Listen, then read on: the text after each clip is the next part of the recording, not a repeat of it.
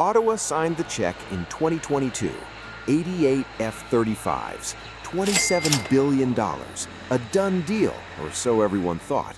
Then the politics changed, and suddenly the biggest fighter jet order in Canadian history isn't so certain anymore.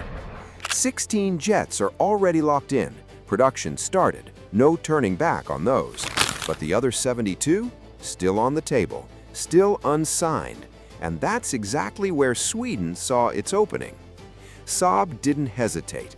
72 Gripen E fighters, 6 GlobalEye surveillance aircraft, a final assembly line built right here in Quebec. 12,600 Canadian jobs on the line. Not a sales pitch, a calculated strike at the perfect moment. Because the moment mattered. Trade tensions with Washington were rising. The cost of the F-35 program had climbed past $30 billion, and Prime Minister Mark Carney ordered something nobody expected, a full review of the deal. Suddenly, scenarios started leaking. 60 F-35s, 30 Gripens, or the reverse, 60 Gripens, just 30 F-35s, a mixed fleet, something Canada has never operated before. And on paper, the Gripen's argument sounds tempting, built for exactly this country's geography. Short runways, remote strips, dispersed basing across brutal winter terrain.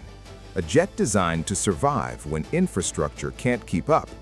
For Arctic patrols, that's not a small detail, that's the whole mission.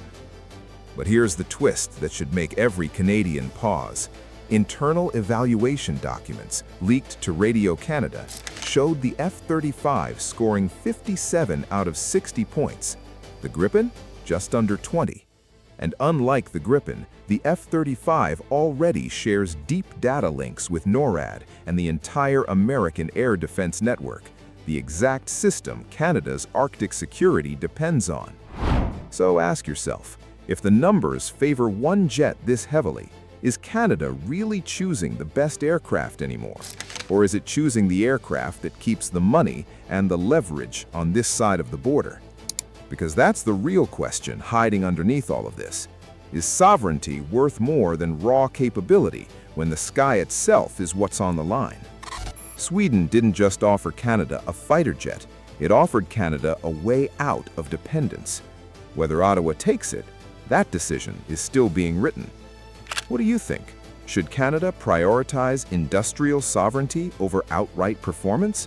And if you were flying over the Arctic tomorrow, which jet would you want underneath you?